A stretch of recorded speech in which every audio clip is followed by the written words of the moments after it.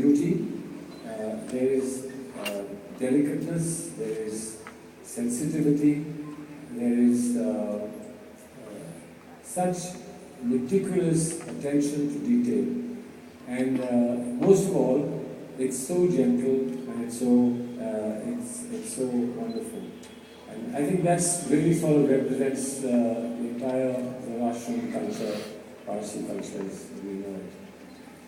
I can only say that frankly you, unlike any other community in our country, you don't seem to have problems.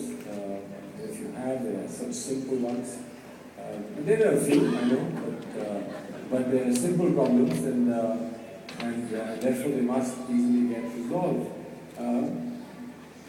Now, it's a very simple problem to say. If we've identified land, several places, if we could get land, we would set up a full museum of the Russian culture, and there should be. I think it would be a wonderful thing to have a museum where not only artifacts, but films, books, paintings, the actual depiction of the entire heritage culture could all be in one place, and people could come there and absorb it and learn so much from it. I must say also that I really look forward to the food that you serve. And there's a particularly nice fish that is obviously a very special fish, and the Parsi know how to cook it and where to catch it. I normally try to starve myself for a couple of days before I come here, because there's only so much that you can eat in the first time.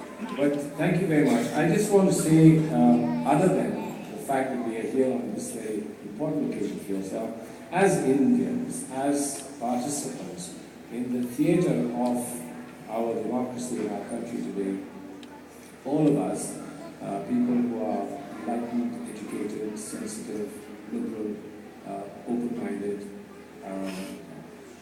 sensible, have to reflect very seriously upon our institutions. Our institutions have served the country well, and when I speak of the institutions, particularly so about institutions that represent democratic aspirations. In democratic aspirations, the aspirations of people who are fewer in number, people who are in a minority, sometimes in a micro-minority like you are, becomes very important. It's very easy to overlook the aspirations of someone who doesn't have a loud enough voice, because there are other people in larger numbers whose voice is easily heard and your voice is not heard.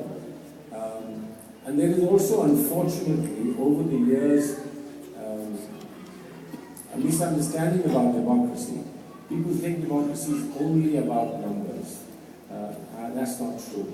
Democracy is not only about numbers, though democracy is largely about numbers, but it is not only about numbers. Democracy is not about democracy. Democracy is about numbers within a framework that we all create for ourselves, and that framework has a great deal to do with morality. Although we are given to understand that law and morality do exist and coexist, and law doesn't always necessarily have to comply with morality.